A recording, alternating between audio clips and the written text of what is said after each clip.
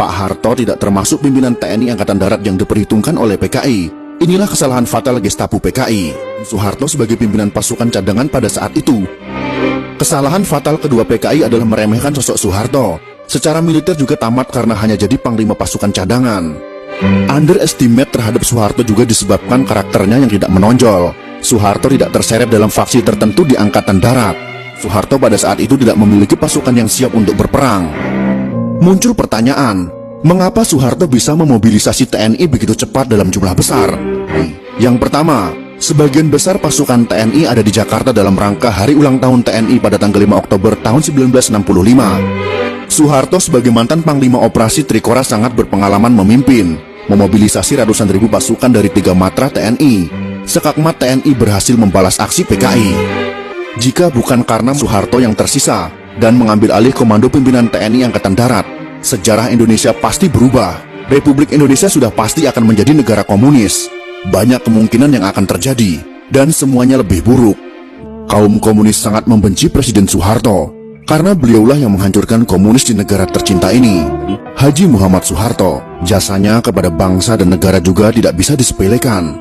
Akan tetapi bagi kaum komunis hal ini sangat bertolak belakang. Akibat dari dendam dan bencinya mereka, sampai sekarang Presiden kedua Republik Indonesia ini difitnah dengan masif.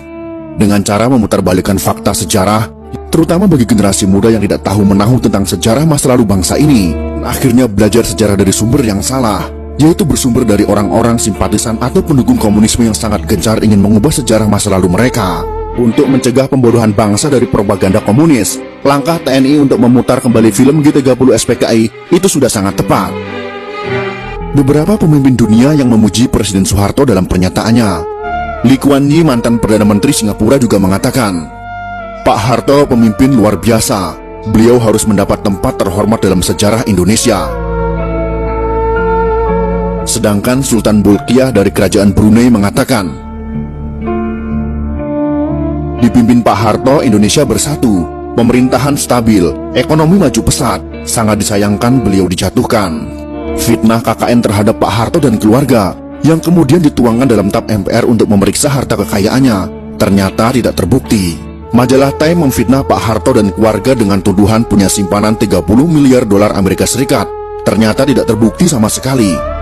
Berbagai tim khusus dibentuk pemerintah untuk menyelidiki harta Pak Harto. Satu pun tak menemukan rekening yang mencurigakan di perbankan asing. Silahkan cari kemana saja. Jika terbukti saya ada simpanan 1 sen saja, saya siap dihukum mati, kata Pak Harto. Semua tuduhan itu adalah fitnah.